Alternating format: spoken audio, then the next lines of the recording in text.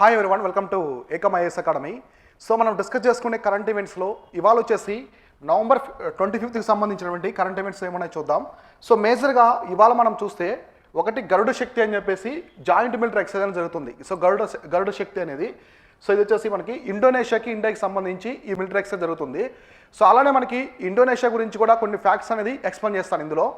తర్వాత so మీరాబల్ sisters అనేది మన ప్రపంచంలోనే ఉమెన్స్కి సంబంధించి వైలెన్స్ అగైనెస్ట్ ఉమెన్ ఉంది కదా, సో దాంట్లో వచ్చేసి one of the major thing అనమాట. ఇది ఒక పెద్ద సంఘటన ఉమెన్స్ మీద వైలెన్స్ జరిగినటువంటి మహిళల మీద హింస జరిగినటువంటి ఒక ప్రతీకగా తీసుకుంటే దాన్ని ఒక పెద్ద సంఘటన మాది ప్రపంచంలో. దాని గురించి కూడా నేను ఎక్స్ప్లెయిన్ చేస్తాను. ఇది న్యూస్లో ఎందుకుందో కూడా చెప్తాను. తర్వాత ఫైనల్గా వచ్చేసి మనకి ఇస్రోకి సంబంధించినటువంటి RH-200 racket. So RH-200 racket అనేది ఇస్రో లాంచ్ చేసింది. అసలు ఏంటి ఈ ర్యాకెట్ యొక్క ప్రత్యేకత ఏంటంటే, సో మనకి ఇస్రో స్థాపించిన ముందు అంటే మొదటి సంవత్సరాల్లో ఏ విధంగా ఉండదో దానికి సంబంధించిన కొన్ని థింగ్స్ ఉన్నాయి, అది కూడా ఎక్స్ప్లెయిన్ చేస్తాను. ఇక్కడ ఈ 3 మేజర్ ఈవెంట్సే కాకుండా సో రిమైనింగ్ ఏమున్నాయి కూడా ఒక్కొక్కటి క్లియర్గా డిస్కస్ చేస్తాను. సో ఇక్కడ ఈ థింగ్స్ అయితే మీకు బ్రీఫ్గా డిస్కషన్ ఇస్తాను, రిమైనింగ్ థింగ్స్తో పాటు అన్ని క్లారిటీగా. ఇక్కడ ఇండోనేషియాకి సంబంధించిన జాయింట్ మిలిటరీ ఎక్సర్సైజ్ ఉంది కదా, దీంతో పాటు ఇన్ఫర్మేషన్ కూడా చూద్దాం. ఇండోనేషియాకి ఇండియాకి మధ్య రిలేషన్స్ ఉంటాయి కదా, అవి కూడా మనం క్లియర్గా ఎక్స్ప్లెయిన్ చేస్తాను. ఇప్పుడు first Garuda Shakti. So Garuda Shakti 2022. So మనకి joint military exercise, joint naval exercises, అలానే జాయింట్ ఎయిర్ ఎక్సర్సైజ్ జరుగుతూ ఉంటాయి కదా. సో దేశానికి ఇప్పుడు ఇండియాకి మంగోలియాకి మధ్య జాయింట్ మిలిటరీ ఎక్సర్సైజ్ జరుగుతుంది. ఏమంటాం దాన్ని? నొమాడిక్ ఎలిఫెంట్ అంటాం. సో అలానే మనకి గరుడ శక్తి అనేది కూడా one of the joint military exercise. ఇది బయలెటరల్ అనమాట, మనము ఇండోనేషియా మనం కలిపి చేసుకుంటాం. ఇక్కడ మేజర్గా the special forces of the India and Indonesia. So India and Indonesia కలిసి commenced the joint military exercise Garuda Shakti. So ఈ గరుడ శక్తి అనే మిలిటరీ ఎక్సర్సైజ్ ఎవరెవరికంటే ఇండియాకి అలానే ఇండోనేషియాకి సంబంధించినటువంటి ఒక జాయింట్ మిలిటరీ ఎక్సర్సైజ్. ఇక్కడ మేజర్గా చూస్తే the exercise is currently underway in the Indonesia's Sangga Buana training area. So ఇది ఎక్కడ జరుగుతుందంటే ప్రజెంట్ వచ్చేసి సంగా బౌనా ట్రైనింగ్ ఏరియా అని చెప్పేసి ఒక ఏరియా. ఇది ఎక్కడుందంటే మనకి కారావాంగ్ అని చెప్పేసి ఒక ఏరియాలో ఉంటుంది. ఈ కారావాంగ్ వచ్చేసి ఇండోనేషియాలో ఒక రీజన్ అనమాట. సో ఇండోనేషియాలో ఒక రీజియన్ ఇక్కడ జరుగుతుంది. ఈ ఎడిషన్స్ అనేది చాలా ఇంపార్టెంట్. ఒకసారి ఇండియాలో జరుగుతూ ఉంటాయి, ఇంకొకసారి వేరే దేశంలో, అంటే మనం ఏ దేశంతో అయితే మిలిటరీ ఎక్సర్సైజ్ చేస్తున్నామో అక్కడ జరుగుతూ ఉంటాయి అనమాట. ఇట్లాంటివి చూసుకోవాలి. తర్వాత the 8th edition of the exercise Garuda Shakti focuses on the enhancing understanding. ఇక్కడ చూడండి, ఇది 8th ఎడిషన్ అనమాట. సో ఇప్పుడు ఈ గరుడ శక్తి అనేది మనకి 8th ఎడిషన్ జరుగుతుంది. సో 8th ఎడిషన్ అనేది జరుగుతుంది. మేజర్గా ఈ జాయింట్ మిలిటరీ ఎక్సర్సైజ్లో ఏ విషయాలు అనేది వీళ్ళు డిస్కస్ చేసుకుంటారంటే, so understanding cooperation and interoperability. So next between the special forces of the both armies అనమాట. So interoperability between the special forces of both armies. ఇక్కడ చూస్తున్నారు మీరు ఇమేజ్. ఇప్పుడు మన ఇండియన్ సోల్జర్కి ఇక్కడ సో ఇండోనేషియా సోల్జర్ వచ్చేసి చెప్తున్నాడు, కొన్ని టాక్టిక్స్ అనేది చెప్తూ ఉన్నాడు. ఎగ్జాక్ట్లీ వాళ్ళకి ఇండోనేషియా వాళ్ళకి కూడా మనం వచ్చేసి చెప్తాం అనమాట.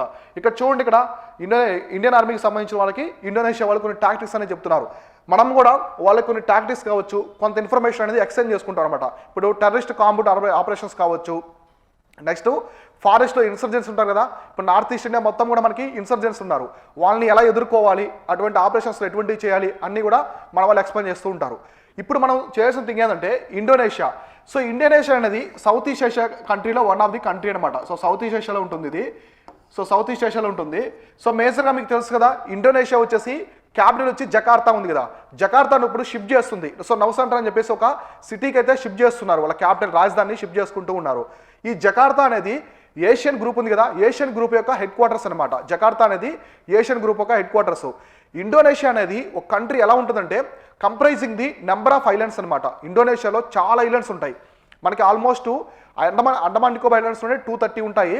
ఇండోనేషియాలో చాలా ఉంటాయి. ఇందులో మేజర్గా వచ్చేసి మనం చూస్తుంటాం కదా, సుమత్రా ఐలాండ్ కావచ్చు, next Bali island, Sumatra, Bali, Java, Sunda, ఇవన్నీ కూడా పెద్ద ఐలాండ్స్ అనమాట. ఇండోనేషియాలో చాలా పెద్ద ఐలాండ్స్. సో మనకి ఇక్కడ మేజర్గా సుమత్రా అనమాట. సో మనకి అండమాన్ నికోబార్ ఐలాండ్స్ ఉంటాయి కదా ఈ విధంగా. సో ఇక్కడ సుమత్రా ఐలాండ్ ఉంటుంది. సుమత్రా ఐలాండ్ ఇక్కడ ఉంటుంది అనమాట. ఇది ఇండోనేషియాకి సంబంధించినటువంటి Sumatra island.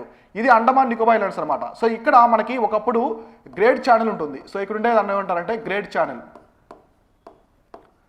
So great channel అంటారు, జాగ్రఫీలో ఇంపార్టెంట్. ఈ గ్రేట్ ఛానల్ దగ్గర మనకి ఇందిరా పాయింట్ అని ఒక పాయింట్ ఉండేది. ఇందిరా పాయింట్ అని చెప్పేసి ఉండేది ఒక రీజన్, చిన్న రీజను. అక్కడ ఎవరు ఉండరు అన్నమాట, పీపుల్ ఎవరు నివసించరు, అక్కడ వచ్చేసి ఎవరు ప్రజలు నివసించరు. ఆ ఇందిరా పాయింట్ అనేది మనకి southern most point of the India అనమాట. అంటే మెయిన్ ల్యాండ్ చూసుకుంటే మనకి ఏముంది, కన్యాకుమారి ఉంది. కాకపోతే మనకి ఇండియా మెయిన్ ల్యాండ్ కాకుండా ఓషన్ ప్రకారం కూడా చూసుకుంటే, సముద్ర తీర ప్రాంతాలు కూడా చూసుకుంటే మనకి ఇందిరా పాయింట్ అనేది లాస్ట్ పాయింట్ అనమాట. అదేమైందంటే 2004లో వచ్చిన సునామీ వల్ల ఆ ఇందిరా పాయింట్ మొత్తం కూడా ఓషన్ అంటే మనకి ఇండియన్ ఓషన్లో సబ్మిట్ చేయబడింది అనమాట. సో మునిగిపోయింది మొత్తం. దాన్నే ఇప్పుడు గ్రేట్ ఛానల్ అని పిలుస్తున్నాం మనము. ఈ great channel exactly locate between the Indonesia and India అనమాట. అంటే ఇండియాలోని అండమాన్ నికోబార్ ఐలాండ్స్కి అలానే మనకి సుమత్రా, ఇండోనేషియాకి సంబంధించిన సుమత్రా ఐలాండ్కి మధ్యలో అయితే ఉంటుంది అనమాట. సో ఇక్కడ మీకు ఇంకోటి తెలుసుకోవాల్సింది Sunda straight. So Sunda straight కావచ్చు, సుండా ట్రెంచ్ అంటారు. సో సుండా ట్రెంచ్ అంటే అగాధం అని, తెలుగులో వచ్చేసి అగాధం అంటారు. ఇప్పుడు మనకి సో ఈ అగాధాలు ఇంపార్టెంట్, ఎగ్జామినేషన్ పరంగా ఎక్కువ అడుగుతుంటారు. సో మనకి టొంగో ట్రెంచ్ కావచ్చు, నెక్స్ట్ మనకి మరియానా ట్రెంచ్ ఉంది కదా. సో మరియానా ట్రెంచ్ వచ్చేసి పసిఫిక్ సముద్రంలో ఉంది. మన ప్రపంచంలోనే వచ్చేసి లోతైనటువంటి ప్రదేశం అనమాట. అది వచ్చేసి deepest place Mariana trench, challenge drip అంటారు. అక్కడ ఉండే ప్రాంతాన్ని వచ్చి ఛాలెంజ్ డ్రీప్ అంటారు. ఎగ్జాక్ట్లీ అది పసిఫిక్ ఓషన్లో ఉంది. అలానే మనకి ఈ సుండా ట్రెంచ్ ఎక్కడ ఉంటుందంటే ఇండోనేషియా దగ్గరలో ఉంటుంది. ఇది మనకి ఇండియన్ ఓషన్లోనే డీపెస్ట్ పాయింట్ అనమాట. ఇండియన్ ఓషన్లో డీపెస్ట్ పాయింట్ వచ్చేసి సుండా ట్రెంచ్. తర్వాత మనకి లాంబుర్గ్ స్ట్రైట్ కూడా ఉంటుంది. సో లాంబుర్గ్ స్ట్రైట్, సో లాంబుర్గ్ స్ట్రైట్ కూడా మనకి ఇండోనేషియా దగ్గరే ఐలాండ్స్ దగ్గర ఉంటుంది అనమాట. ఎగ్జాక్ట్లీ ఇండోనేషియా ఐలాండ్ దగ్గరే లాంబుర్గ్ స్ట్రైట్ కూడా ఉంటుంది. ఈ పాయింట్స్ అన్ని కూడా క్లియర్గా చూసుకోవాలి. తర్వాత ఇండోనేషియాలో రీసెంట్గా ఎరప్ట్ అయినటువంటి వోల్కానోస్ ఏమున్నాయి, అగ్నిపర్వతాలు ఉంటాయి కదా, అగ్నిపర్వత విస్ఫోటనాలు జరుగుతూ ఉంటాయి. సో మౌంట్ ఆంగాంగ్ కావచ్చు, మౌంట్ క్రకాటో, ఇవన్నీ కూడా ఉంటాయి అనమాట. సో మౌంట్ క్రకాటో అని చెప్పేసి ఒక పెద్ద అగ్నిపర్వతం ఉంటుంది. ఇది మనకి 18th సెంచరీలో విస్ఫోటనం అయిందనమాట. ఆ టైంలో ఎంత పెద్ద విస్ఫోటనం అంటే ఇది మొత్తం విస్ఫోటనం అయిన తర్వాత, ఈ అగ్నిపర్వతం ఎరప్షన్ జరిగిన తర్వాత దాని సౌండ్ అనేది ఆస్ట్రేలియా వరకు వినిపించింది అనమాట. అంటే ఆల్మోస్ట్ 2000 మైల్స్ అంటే 2500 కిలోమీటర్స్ దూరము ఆ సౌండ్స్, ప్రకంపనలు అనేవి వినిపించాయి. అంటే అంత పెద్ద అగ్నిపర్వతం అది. సో ఇట్లాంటి అగ్నిపర్వతాలన్నీ కూడా మనకి ఇండోనేషియాలో చూస్తూ ఉంటాం, ఎక్కువ వచ్చేసి ఇండోనేషియా ప్రాంతంలో ఉంటాయి. తర్వాత ఇండోనేషియా గురించి ఇంకొక ఫ్యాక్ట్ ఏంటంటే, మన ప్రపంచంలోనే ముస్లిం పాపులేషన్ ఎక్కువగా ఉండేది కూడా ఇండోనేషియాలోనే. చాలామంది ఇండియా అనుకుంటారు, కాదు. ఇండియా, పాకిస్తాన్, సౌదీ అరేబియా కాదు, ఇస్లాం కంట్రీస్ అనుకుంటాం. సో మేజర్గా మనకి ముస్లిం పాపులేషన్ ఎక్కువగా ఉండేది వచ్చేసి ఇండోనేషియాలో ఉన్నారు. ఇదొక పాయింట్ కూడా గుర్తుపెట్టుకోండి. సో ఈ విధంగా ఇప్పుడు మనకి ఇక్కడ ఏంటంటే ఇండియాకి ఇండోనేషియాకి మధ్య రిలేషన్స్ కాబట్టి క్లియర్గా ప్రతి ఒక్కరు కూడా క్లియర్గా మనము చూసుకుంటూ ఉండాలి, ఇండియాకి ఇండోనేషియాకి. సో ఇండోనేషియా అనేది మనకి ఇప్పుడే కదనమాట, మనకి మిడివల్ టైంలో కూడా చాలా రిలేషన్స్ ఉన్నాయి ఇండోనేషియాతో. సో ఇండోనేషియాలో ఉండే మనకి చాలా బుద్ధిస్ట్ సైట్స్ ఉన్నాయి. అలానే అక్కడ విష్ణువుని కూడా పూజిస్తారు. ఎందుకంటే మనకి ఆ మిడివల్ టైంలో ఇక్కడ నుంచి హిందూ కింగ్స్ ఉన్నారు కాబట్టి, అందుకే వాళ్ళు గరుడ శక్తి, ఇట్లా పేర్లు గరుడ అని ఉంటాయి. వాళ్ళ ఎయిర్ ఫోర్స్ కూడా గరుడ ఎయిర్ ఫోర్స్ అని ఉంటుంది. సో గరుడ ఎయిర్వేస్ అని ఉంటాయి. ఇండోనేషియాకి సంబంధించిన ఎయిర్వేస్ అనమాట. మనకి ఎయిర్ ఇండియా ఉంది కదా, అలానే గరుడ ఎయిర్వేస్ అని ఉంటాయి. ఎందుకంటే వాళ్ళు విష్ణుని కూడా అక్కడ పూజిస్తారు. ఒక పెద్ద విష్ణు విగ్రహం కూడా, మన ప్రపంచంలోని అతిపెద్ద విష్ణు విగ్రహం కూడా మనకి ఇండోనేషియాలో ఉంటుంది అనమాట. సో ఈ విధంగా అలానే ముస్లిం పాపులేషన్ కూడా హైయెస్ట్ ఉండేది ఇండోనేషియా. ఈ ఫ్యాక్ట్స్ అన్ని కూడా చూసుకోండి. సో దీంతో పాటు రిమైనింగ్ కరెంట్ ఈవెంట్స్లో ఉన్నటువంటి మిలిటరీ ఎక్సైజ్ అన్ని కూడా నేను ఎక్స్ప్లెయిన్ చేస్తున్నాను కదా. ప్రతిరోజు జాయింట్ మిలిటరీ ఎక్సైజ్ కావచ్చు, జాయింట్ నావల్ ఎక్సైజ్, ఇవన్నీ చెప్తున్నాను కదా, అవన్నీ కూడా నోట్అవుట్ చేసుకోండి. ఎగ్జామినేషన్ అడగడానికి ఎక్కువ అవకాశం ఉంది. సో తర్వాత వచ్చేసి మనకి international day for the elimination of the violence against women. So violence against the women. ఇక్కడ చూడండి, ఈ రోజుని మనకి November 5th అనమాట. So November 25th. So November 25th వచ్చేసి ఈ డేగా జరుపుకుంటారు. ఎందుకు ఈ డేగా జరుపుకుంటారు ఇప్పుడు ఎక్స్ప్లెయిన్ చేస్తాను. So violence, international day for the elimination of violence against the women. So మహిళల మీద హింస చేస్తూ ఉంటారు కదా, దాన్ని ఎలిమినేట్ చేయాలని చెప్పేసి ఒక డేని తీసుకొచ్చారు. ఆ డే వచ్చేసి ఇవ్వాలన్నమాట, November 25th పిలుస్తారు. సో ఎందుకంటే చూడండి, the international day for the elimination of violence against the women observed on the November 25th on every year. So ప్రతి సంవత్సరము November 20వ తేదీన వచ్చేసి ఈ డేని అయితే జరుపుకుంటారు. ఈ డేని ఎందుకు జరుపుకుంటారు, దీనికి ఏమైనా ప్రత్యేకత ఉందా, ఎందుకు ఇదే రోజున తీసుకుంటారంటే ఇక్కడ ఇంపార్టెంట్. చూడండి, it is a day pray tribute to Mirabal sisters. So Mirabal sisters, the Dominican Republic activist who were murdered at the order of the Rafael Trujillo in 1960. So ఇక్కడ చూడండి, ఈ రఫేల్ ట్రుజిల్లో అనేది ఒక డిక్టేటర్ అనమాట. So ఒక నియంత. ఈ నియంత ఇప్పుడు మీకు స్టోరీ ఎక్స్ప్లెయిన్ చేస్తాను. ఇక్కడ చూడండి, మీరు వీళ్ళు ముగ్గురిని చూడండి. సో ఇక్కడ మీరు కనిపిస్తున్నారు కదా, వీళ్ళు ముగ్గురు ఎవరంటే మీరాబల్ సిస్టర్స్ అంటారు. ఈ స్టోరీ ఇప్పుడు మీకు సింపుల్గా ఎక్స్ప్లెయిన్ చేస్తాను. ఈ మీరాబల్ సిస్టర్స్ని ఆ కంట్రీలో ఆ నియంత చంపించేస్తాడు. ఎందుకు చంపించేస్తారో ఇప్పుడు మనం చూద్దాం. వీళ్ళు ఎవరంటే ముగ్గురు సిస్టర్స్ అనమాట. సో ముగ్గురు ఎవరంటే ప్యాట్రియా, మినర్వా, మరియా తెరిస్సా. సో ఇక్కడ ఎగ్జామినేషన్ పరంగా అవసరం లేదు, జస్ట్ గుర్తుపెట్టుకోండి. ఒక చిన్న స్టోరీలో చెప్తాను, ఎందుకంటే మీకు క్లారిటీ ఇచ్చినప్పుడే దాని గురించి మీకు అర్థమవుతుంది. నవంబర్ 25ని ఎందుకు ఈ డేగా జరుపుకుంటారంటే, డొమినిషియన్ రిపబ్లిక్ అని చెప్పేసి ఒక కంట్రీ ఉంటుంది అనమాట. డొమినిషియన్ రిపబ్లిక్ అని ఇది ఎక్కడ ఉంటుందంటే మనకి కరేబియన్ అలయన్స్. కరేబియన్ అలయన్స్ అంటే మనకి నార్త్ అమెరికాకి సౌత్ అమెరికా మధ్యలో ఉంటాయి కదా కరేబియన్ అలయన్స్, అంటే అట్లాంటిక్ ఓషియన్లో ఉంటాయి కరేబియన్ అలయన్స్. ఈ కరేబియన్ అలయన్స్లో ఒక కంట్రీ ఉంటుంది. ఆ కంట్రీ పేరు వచ్చేసి ఏంటంటే డొమినిషియన్ రిపబ్లిక్ అంటారు. ఈ రిపబ్లిక్ని ఒక నియంత పరిపాలిస్తూ ఉంటాడు. ఎప్పుడంటే మనకి 1960s ఆ టైంలో ఆ నియంత పేరు వచ్చేసి రఫేల్ ట్రుజిలో అని చెప్పి ఒక నియంత పరిపాలిస్తూ ఉంటాడు. ఈ నియంత పరిపాలించే టైంలో అతను మొత్తం నియంత కదా, అతని ఇష్టప్రకారం అగ్రెసివ్గా స్టెప్స్ తీసుకుంటూ దేశం మొత్తాన్ని కూడా పాడు చేస్తూ ఉంటాడు. ఈ టైంలో ఈ సిస్టర్స్ అనమాట, వీళ్ళ ముగ్గురు వచ్చేసి పోరాడతారు. ఆ నియంతకి అగైనెస్ట్గా వీళ్ళు పోరాడతారు. పోరాడినందుకు వీళ్ళని ఎలాగైనా చంపించాలనే ఉద్దేశంతో వాళ్ళ ముగ్గురిని అతను ఏం చేస్తారంటే ఒక కారులో వచ్చేసి మర్డర్ చేసేసి వాళ్ళని ఒక క్లిప్ నుంచి, ఒక పెద్ద పర్వతం ఉంటుందా పర్వతం నుంచి ఆ కారుని వాళ్ళని తోసేస్తారనమాట. సో ఈ విధంగా వాళ్ళ ముగ్గురిని ఇక్కడ వచ్చేసి మర్డర్ చేస్తారు. కాబట్టి వాళ్ళకి అగైనెస్ట్గా వైలెన్స్ జరిగింది కాబట్టి ఇక్కడ, సో ఉమెన్స్కి అగైనెస్ట్గా జరిగింది కాబట్టి దీన్ని గుర్తుగా అయితే తీసుకుంటారు. ఇక్కడ మీరు గుర్తుపెట్టుకోవాల్సిన ఇంపార్టెంట్ పాయింట్ ఏంటంటే, సో నియంత పేరు వచ్చేసి రఫేల్ ట్రుజిల్లో. ఇతను వాళ్ళ ముగ్గురి సిస్టర్స్ని మర్డర్ చేపించి ఒక పర్వతం మీద నుంచి ఆ కారులో వచ్చేసి వాళ్ళని తోసేస్తారు. అందుకు వాళ్ళకి జరిగినటువంటి థింగ్ అనేది మన ప్రపంచంలో జరిగినటువంటి మొత్తం హిస్టరీలో వచ్చేసి ఇది ఒక పెద్ద సంఘటన, వైలెన్స్ అగైనెస్ట్ ది ఉమెన్. అందుకని చెప్పేసి వాళ్ళకి ట్రిబ్యూట్ చేస్తూ ఈ డేని నవంబర్ 25న వచ్చేసి ఈ విధంగా జరుపుకుంటారు. ఆ కంట్రీ ఎక్కడుందంటే మనకు వచ్చేసి Caribbean islands. So Caribbean islands, so Caribbean ఐలాండ్స్లో ఉన్నటువంటి డొమినిషియన్ రిపబ్లిక్ అనే కంట్రీ అనమాట. ఇక్కడ మనకి కరేబియన్ ఐలాండ్స్ అనేది ఎగ్జాక్ట్గా మనకి ఎక్కడ ఉంటాయంటే నార్త్ అమెరికాకి సౌత్ అమెరికాకి మధ్యలో వచ్చేసి కరేబియన్ ఐలాండ్స్ ఉంటాయి అట్లాంటిక్ ఓషియన్లో. సో కరేబియన్ ఐలాండ్స్ ఉంటాయి కదా, గ్రూప్ ఆఫ్ ఐలాండ్స్ ఉంటాయి మనకి అక్కడ. వెస్ట్ ఇండీస్ కావచ్చు, జమైకా, క్యూబా ఇవన్నీ ఉంటాయి కదా. ఇక్కడ అతిపెద్ద ఐలాండ్ అనమాట. సో లార్జెస్ట్ ఐలాండ్ ఉంది కరేబియన్ ఐలాండ్ వచ్చేసి క్యూబా. సో క్యూబా వచ్చేసి largest island in the Caribbean islands. So Caribbean ఐలాండ్స్లో లార్జెస్ట్ ఐలాండ్ వచ్చేసి క్యూబా. క్యూబాను వచ్చేసి ప్రపంచ పంచదార గిన్నె అని పిలుస్తారు, అంటే sugar bowl of the world. So ఎందుకంటే అక్కడ షుగర్ కల్టివేషన్ ఎక్కువగా ఉంటుంది. సో బ్రెజిల్ కావచ్చు, క్యూబాలో వచ్చి షుగర్ కల్టివేషన్ ఎక్కువగా ఉంటుంది.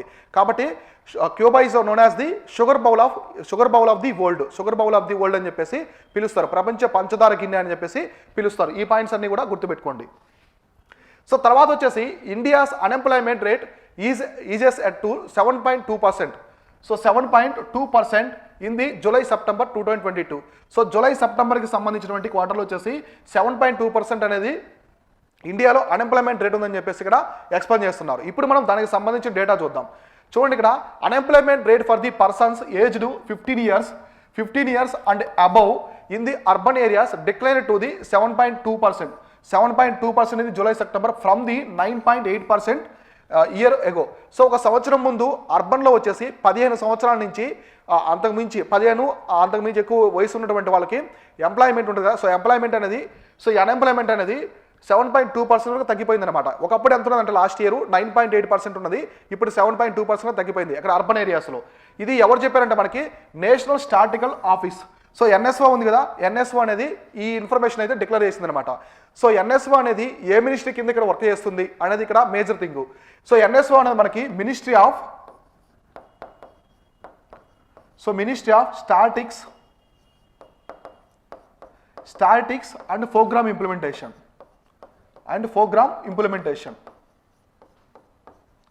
సో ఈ మినిస్ట్రీ కింద వర్క్ చేస్తుంది అనమాట. ఎన్ఎస్ఓ అనేది మనకి అన్ని స్టాటికల్ థింగ్స్, వాల్యూస్, నెంబర్స్ అనేది ఇస్తూ ఉంటుంది కంట్రీకి సంబంధించి.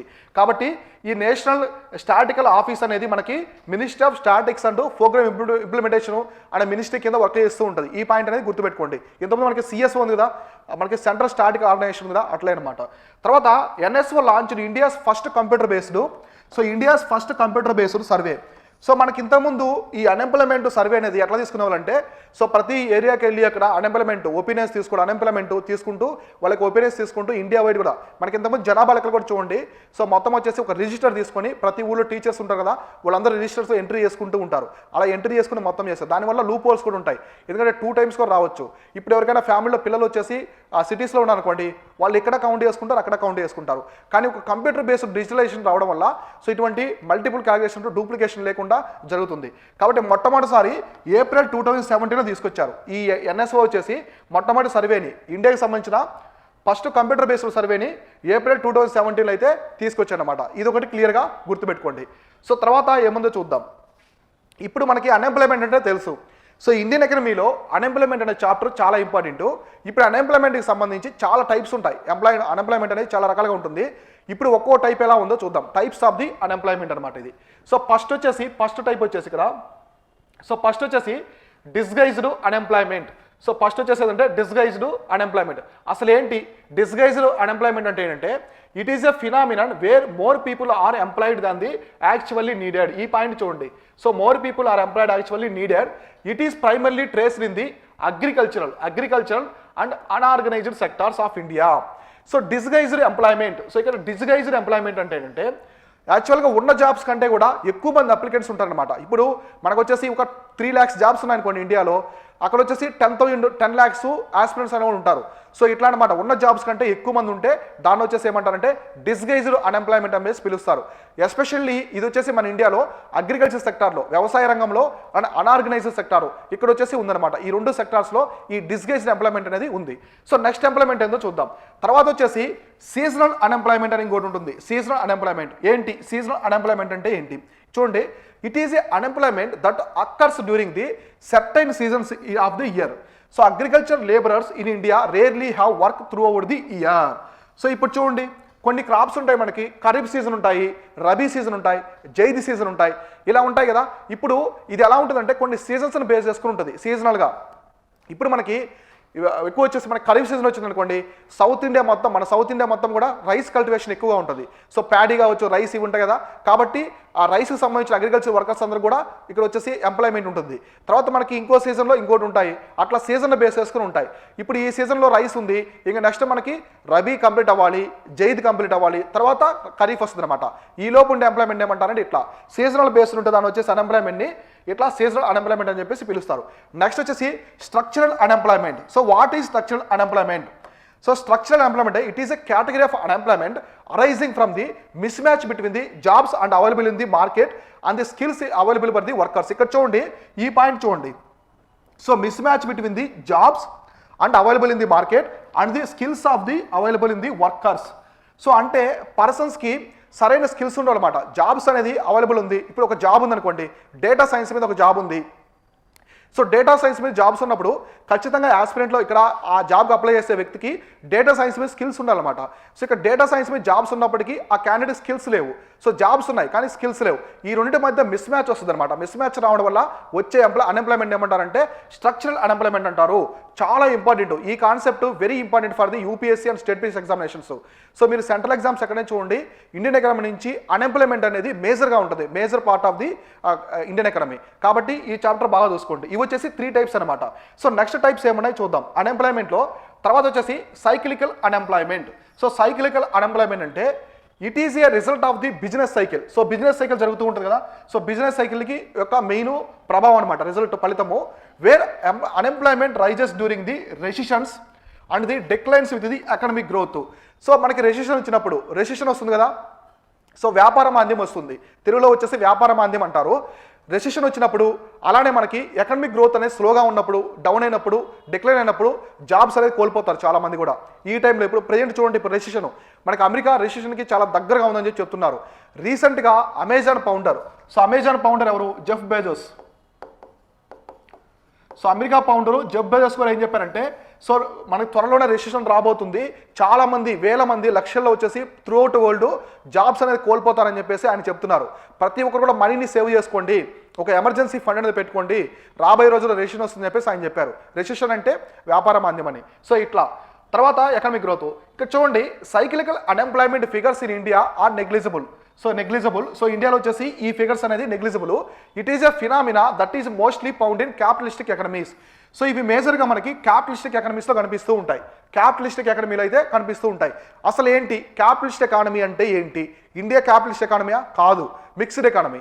సో క్యాపిటలిస్ట్ ఎకానమీ అంటే మొత్తం అక్కడ ఉన్నటువంటి అసెట్స్ అన్ని కూడా, ఫైనాన్షియల్ అసెట్స్ అన్ని కూడా కంట్రోల్ అండర్ ది క్యాపిటలిస్ట్ అనమాట. సో కొంతమంది ప్రైవేట్ ఇండివిజువల్స్ చేతిలో ఉంటే మొత్తం కంట్రీకి సంబంధించిన అన్ని కూడా దాన్ని వచ్చేసి క్యాపిటలిస్టిక్ ఎకానమీ అంటారు. అలానే స్టేట్ ఎకానమీ అంటే సో మొత్తం అన్ని కూడా స్టేట్కి సంబంధించి అన్ని కూడా గవర్నమెంట్ కంట్రోల్లో ఉంటే స్టేట్ ఎకానమీ అంటారు. ఎగ్జాంపుల్ రష్యా అనమాట. సో మనకి ఇండియా అనేది mixed economy. India mixed economy అంటే ఇక్కడ పబ్లిక్ రోల్ ఉంటుంది, ప్రైవేట్ రోల్ ఉంటుంది, ఇద్దరి మధ్య పార్ట్నర్షిప్ అనేది కోఆర్డినేషన్ ఉంటుంది అనమాట. ఇట్లా సో మేజర్గా ఈ ఎంప్లాయ్మెంట్, సైక్లిక్ అన్ఎంప్లాయ్మెంట్ అనేది మేజర్గా వచ్చేసి మనకి క్యాపిటలిస్ట్ ఎకానమీలో అయితే ఉంటుంది అనమాట. సో తర్వాత వచ్చేసి technological unemployment. So technological unemployment it is a loss of jobs due to changes in the technology. ఇప్పుడు కొంతమంది వచ్చేసి ఎంప్లాయీస్ జాబ్ చేస్తూ ఉన్నారు, కొత్త టెక్నాలజీ వచ్చింది, కొత్త మిషనరీ వచ్చింది, ఇప్పుడు ఏ టెక్నాలజీ వచ్చింది, ఆర్టిఫిషియల్ ఇంటెలిజెన్స్ రావడం వల్ల చాలా మంది జాబ్స్ అనేది కోల్పోతూ ఉన్నారు. సో ఎందుకంటే కొత్త టెక్నాలజీ వచ్చింది, వీళ్ళకి అడాప్టేషన్ లేదు, అడాప్టేషన్ లేకపోవచ్చు, లేదా ఒక 100 మంది చేసేదాన్ని ఒక మిషనే చేయొచ్చు అనమాట. ఇట్లాంటి టైంలో కూడా జాబ్స్ అనేది కోల్పోతారు. అది కూడా ఒక one type of unemployment. So తర్వాత ఫైనల్గా వచ్చేసి మనకి frictional unemployment. So frictional unemployment అంటే so also known as the search unemployment అంటారు. దీని వచ్చేసి సెర్చ్ అన్ఎంప్లాయ్మెంట్ అంటారు. Refers to the time lag between the jobs when an individual is searching for a new job to searching for the jobs అనమాట. ఇప్పుడు ఇదేంటంటే ఇప్పుడు employee వచ్చేసి ఒక జాబ్లో ఏ అనే జాబ్లో ఉన్నాడు. సో అతను వచ్చేసి ఇంకొక జాబ్ గురించి సెర్చింగ్ చేస్తున్నాడు. సో బి అనే జాబ్ గురించి సెర్చింగ్ చేస్తున్నాడు. ఈ టైం అనమాట. సో ఈ టైంలో ఉండే ఎంప్లాయ్మెంట్ వచ్చేసి ఇక్కడ ఉంది కదా, ఈ టైంలో ఉండే ఎంప్లాయ్మెంట్ వచ్చేసి ఏమంటారంటే సో ఫ్రిక్షనల్ అన్ఎంప్లాయ్మెంట్. సో ఈ టైంలో ఉండే అన్ఎంప్లాయ్మెంట్ని ఫ్రిక్షనల్ అన్ఎంప్లాయ్మెంట్ అని చెప్పేసి పిలుస్తారు. కాబట్టి ఇవన్నీ కూడా ఈ అన్ఎంప్లాయ్మెంట్కి సంబంధించినటువంటి టైప్స్ అనమాట. చాలా ఇంపార్టెంట్, ఎగ్జామినేషన్ పరంగా చూసుకోండి, నోట్ చేసుకోండి ఇవన్నీ కూడా సో నీట్గా. సో ఇవన్నీ కూడా అన్ఎంప్లాయ్మెంట్లో టైప్స్. సో నెక్స్ట్ ఏముందో చూద్దాం. సో తర్వాత చూడండి, ISRO conducted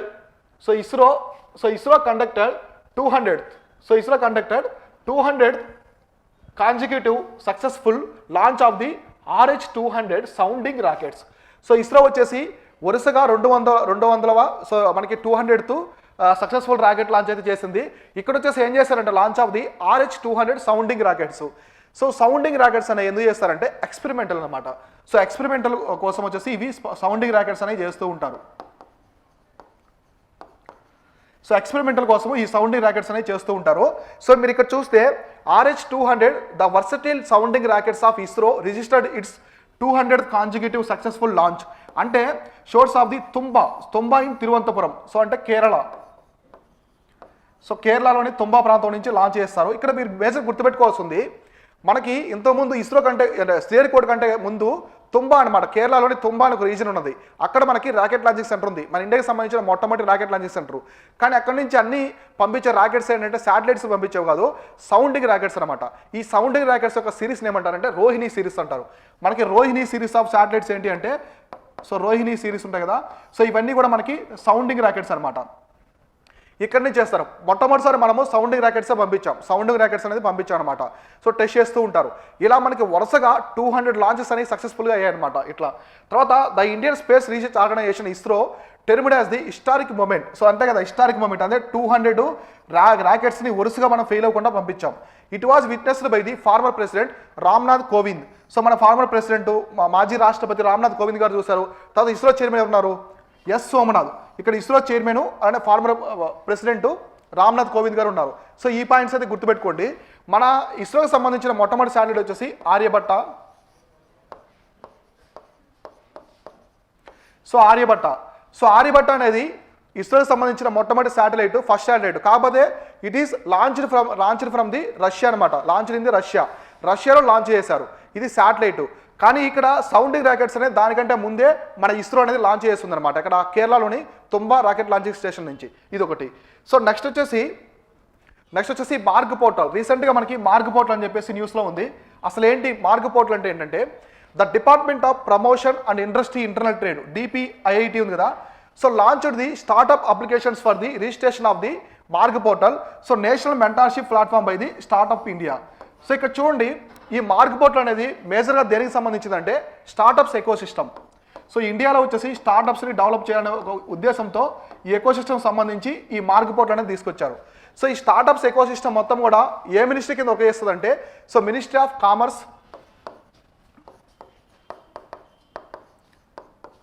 so ministry of commerce కింద మనకి ట్రేడ్ ఉంది. Ministry of commerce and trade అనమాట. So ministry of commerce and trade అనే మినిస్ట్రీ కింద ఈ స్టార్టప్స్ ఎకోసిస్టమ్ మొత్తం కూడా వర్క్ చేస్తూ ఉంటుంది. తర్వాత మార్క్ పోర్టల్ అంటే మెయిన్ మీనింగ్ ఏంటంటే mentorship, advisory, assistance, resilience and growth is a one step platform to facilitate mentorshiping for the startup across the diverse sectors. ఇక్కడ మీరు మేజర్గా చూస్తే ఫంక్షన్స్ కావచ్చు, stages, geographies, so background, so ఈ రెండింటిని కూడా చూసుకుంటూ క్లియర్గా వచ్చేసి ఇలా చేస్తారు. ఇది వచ్చేసి మార్క్ పోర్టల్. సో నెక్స్ట్ ఏముందో చూద్దాం.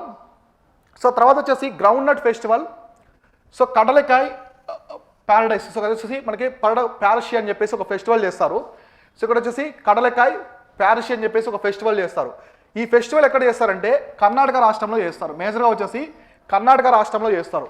ఇక్కడ ఈ ఫెస్టివల్ గురించి ఒక ఇంపార్టెంట్ థింగ్ అనేది ఇక్కడ ఎక్స్ప్లెయిన్ చేస్తాను చూడండి. So the annual festival of Kadalekai Parishe, so Kadalekai Parishe అనేది also known as the groundnut festival. దీని వచ్చేసి గ్రౌండ్ నట్ ఫెస్టివల్ అని చెప్పేసి ఇక్కడ వచ్చేసి టర్మ్ చేస్తారు. అంటే ఈ గ్రౌండ్ నట్స్ ఉన్నాయి కదా, ఈ గ్రౌండ్ నట్స్ సంబంధించినవి. So Kadalekai Parishe is a fair held in the month of the Karthik. So Kartika మాసం అంటారు కదా, ఈ టైంలో వచ్చేసి జరుగుతుంది. ఎక్కడ జరుగుతుంది అంటే మనకి వచ్చేసి బసవనగుడి ఇన్ బెంగళూరు. సో బెంగళూరులోని బసవనగుడి అనే ప్రాంతంలో ఈ ఫెస్టివల్ అనేది సెలబ్రేట్ చేస్తారు. It happens near the Dodda Ganesha temple. So Dodda Ganesha temple అనే రీజన్లో చేస్తారు. And the bull temple in the Basavanagudi. So బసవనగుడిలోని దొడ్డ గణేష టెంపుల్ ఒకటి, బుల్ టెంపుల్ అనే ఒక టెంపుల్ ఉంటాయి, 2 టెంపుల్స్ ఉంటాయి. అక్కడ వచ్చేసి ఈ ఫెస్టివల్ జరుపుతారు. ఇది దేనికి సంబంధించి అంటే గ్రౌండ్ నట్కి సంబంధించింది.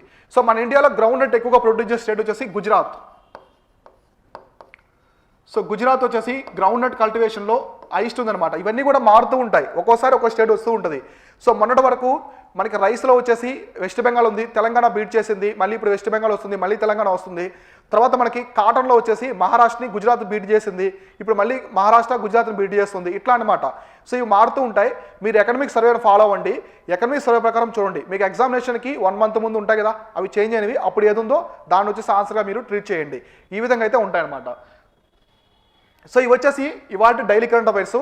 రేపు ఇంపార్టెంట్ డైలీ కరెంట్ అఫైర్స్ ఏమైనా ఒక్కొక్కటి ఇలానే 360 degrees యాంగిల్స్లో మనం క్లియర్గా డిస్కస్ చేసుకుందాము. సో రేపు ఏమన్నాయి చూద్దాం, ఒక్కొక్కటి కూడా ఇట్లా ప్రతి సబ్జెక్ట్ నుంచి క్లియర్గా మీకు యూపీఎస్సీకి అలానే రిమైనింగ్ కాంపిటేషన్స్ యూజ్ అయ్యే విధంగా మనం క్లియర్గా డిస్కస్ చేసుకుందాం. Thank you all.